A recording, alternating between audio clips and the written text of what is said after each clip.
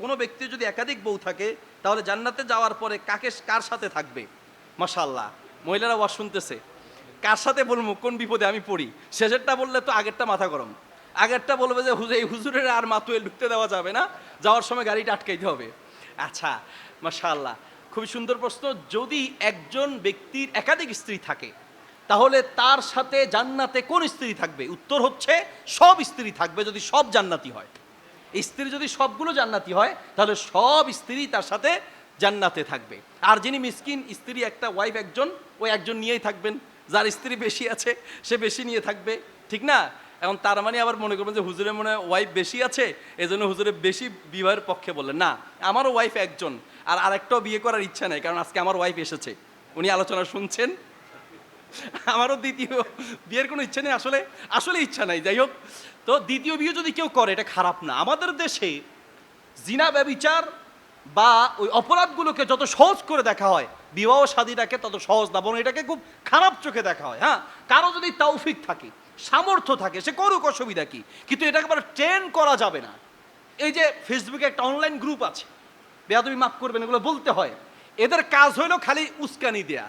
এমনি তো নাসুন্না বুড়ি, আরো পাইছে ঢোলের বাড়ি, বুঝেন নাই? এমনি তো বেড়ার জাত, এটা মহিলারা ভালো করে বলে, তোমাকে বেড়ার জাতের কোনো বিশ্বাস নাই। মানে এমনি তো বেড়ার জাত, বেশি বিবাহ করতে চায়, ভয়ে বাসায় বলতে পারে না, ঠিক না? এর মধ্যে আবার উস্কানি দেয়, মানে যে যার দরকার নাই তারও উস্কানি দেয়। যার তাও ভাই, বউ চালানো এত সোজা, এত সহজ। এই যুগে একটা ওয়াইফকে তার পরিপূর্ণ হক দেওয়া এত সোজা নয়। শুধু শারীরিক ক্ষমতা থাকলে হবে না, আর্থিক ক্ষমতা লাগবে। নবী সাল্লাল্লাহু আলাইহি ওয়াসাল্লাম কি বলেছেন? মানিস্তাতা মিনকুমুল বাআতা, যার সক্ষমতা আছে সে বিয়ে করো। একটা, তারপরে পারলে দুইটা, তিনটা, চারটা, ঠিক আছে। ইসলাম বিধান দিয়েছে কার জন্য? যার তৌফিক আছে, যার সক্ষমতা আছে। আপনি যদি একজনকেও ঠিক মতো সময় দিতে পারেন না, একজন ওয়াইফকে কিভাবে চালাতে হয় সেই ট্রেনিং কয়জনের আছে বলেন?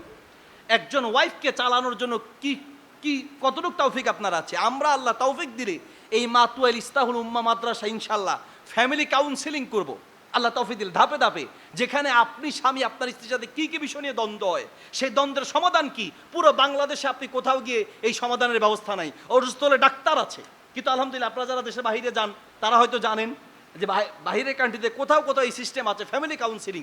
আপনি আপনার ওয়াইফকে নিয়ে যাবেন, আপনার সাথে আপনার ওয়াইফের কি কি দ্বন্দ্ব যুক্ত হয়, কি কি সমস্যা তৈরি হয়, আপনি তাকে বলবেন, এবং তিনি দুইজনের বক্তব্য শুনে, মহিলারটা মহিলা শুনবে, পুরুষেরটা পুরুষের শুনে, এরপরে কেন দ্বন্দ্ব হয় দেখা যাবে।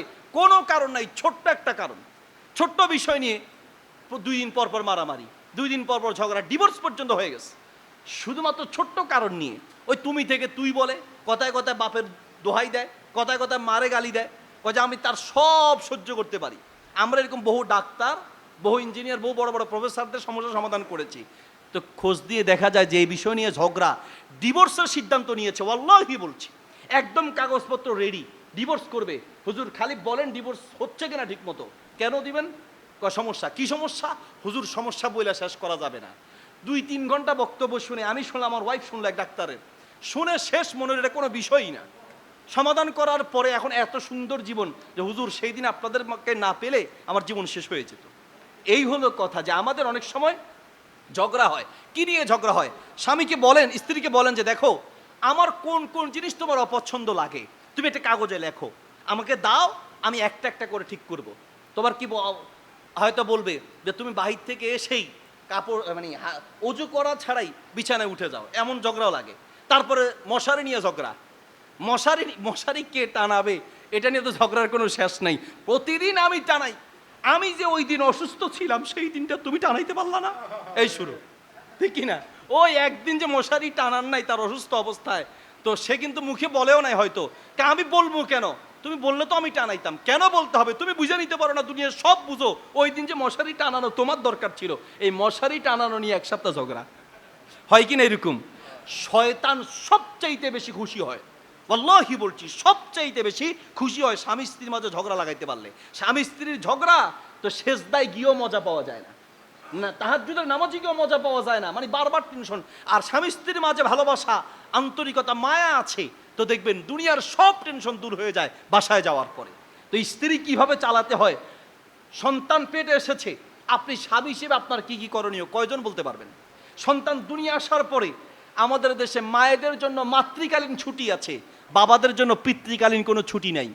অথচ মাতৃকালীন ছুটি যেমন দরকার, পিতৃকালীন ছুটিও দরকার। কেন দরকার? এই জন্য যে মা সারা রাত ধরে বাচ্চাকে নিয়ে ঘুমাইতে পারে না, দিনেও ঘুমাতে পারে না। আপনি রাত ধরে মা রাখবে, দিন ধরে আপনি রাখবেন, আপনিও তাকে সময় দিবেন। এই জন্য আপনার ওই সময়টা কি কি করণীয়, কয়টা ট্রেনিং আছে মায়েদের, কয়টা ট্রেনিং আছে। একটা বাচ্চা পেটে আসার পরে এই মায়ের কি কি আমল করা উচিত, কিভাবে ঘুমানো উচিত, কি করা উচিত না, না ডাক্তারি শিক্ষা আছে না ইসলামী শিক্ষা আছে। দুনিয়া আসার পরে বাচ্চাকে দুধ খাওয়ানোর সময় কিভাবে খাওয়াবে, দুধ খাওয়ানোর নিয়ম কি, ঢেকুর উঠলে কি করতে হয়, বাচ্চা যদি দুধ খেতে না চায় কিভাবে খাওয়াতে হয়, বাচ্চা যদি একটু বড় হয় ভাত খেতে চাচ্ছে না তাকে কিভাবে খাওয়াতে হবে। ট্রেনিং একটা শিখছে কি, মোবাইল একটা হাতে দিয়ে দেয়, দিয়ে কয় যে ভাত খাওয়াই, কি হয়েছে না না দাদারা এসে বলে যে আমার নাতি তো শেষ হয়ে যাচ্ছে, মোবাইল দিয়ে তোরে খারাপ বানাইছো। কয় তাহলে আপনি খাওয়ান, আমি পারব না। কেন? কয় খাওয়াইতে হলে মোবাইল দিতে হবে। অথচ আমাদেরকে যে আমাদের মা বাবারা খাওয়াইছে, মোবাইল ছিল সেই যুগে। তাহলে আমি তো স্বাস্থ্যমন্ত্রী, আমারটা বাদ দিলাম, এই যে মুরব্বী যারা আছে ওনাদের স্বাস্থ্য বর্তমান ইয়ংদের চেয়ে অনেক গুণ ভালো না আলহামদুলিল্লাহ। ওনারা যতটুকু সুস্থ আছে, আমরা ইয়ংরা তার চেয়ে বেশি কি দুর্বল। কেন? তারা অরিজিনাল জিনিস খেয়েছে, সঠিক জিনিসটা খেয়েছে আলহামদুলিল্লাহ। তো তারা তো মোবাইল পায় নাই, কেমনে খেয়েছে? খাওয়ানোরও সিস্টেম আছে, ট্রেনিং নেই। আল্লাহ তৌফিক দিলে মাতুয়াল ইস্তাহুল উম্মা মাদ্রাসা ইনশাল্লাহ এই ধরনের প্রশিক্ষণ হবে। আপনারা চান তো ইনশাল্লাহ? চাই যে আপনি আখেরাতে সুখী হবেন, শুধু তা নয় দুনিয়াতেও সুখের ব্যবস্থা ইসলামে আছে, শুধু আমরা জানি না। তো যাই হোক, একটা স্ত্রীকে চালাতে হলে কি ট্রেনিং দেওয়া হয় লাগে, সেটাই আপনি একটাই চালাইতে জানেন না, আপনি আরো তিনটার আশা করেন। দোকানে একটা চালাইতে পারেন না, আপনি আরো তিনটা চিন্তা করতেছেন, ঠিক না? আল্লাহ আমাদেরকে বোঝার তৌফিক দান করুন। যাই হোক, বাকি যদি কেউ করে হালালভাবে, এটাকে খারাপ চোখে দেখার কোনো সুযোগ নেই। স্ত্রী যদি একাধিক থাকে তাহলে স্বামীর সাথে কোন বউ থাকবে, যা কারো যদি বউ বেশি থাকে আজকে বাড়িতে গিয়ে জানাই দিন যে তোমাদের টেনশন নাই, সবাই একসাথে থাকতে পারো, সমস্যা নেই।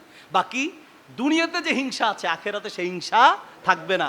তো এখন এটা শুনলে আবার বলবে ও দুনিয়ায় এই যন্ত্রণায় শেষ, ওই জান্নাতে গিয়ে ওই যন্ত্রণা। বড়টা বলবে যে আমি তো মনে করছিলাম যে শেষেরটা আগেরটা আমি, তাইলে জান্নাতে তোমার সাথে আমি থাকবো, এখন তো ছোটও আবার ওখানে যাবে, তো এই ঝামেলা কি ওখানেও যাবে?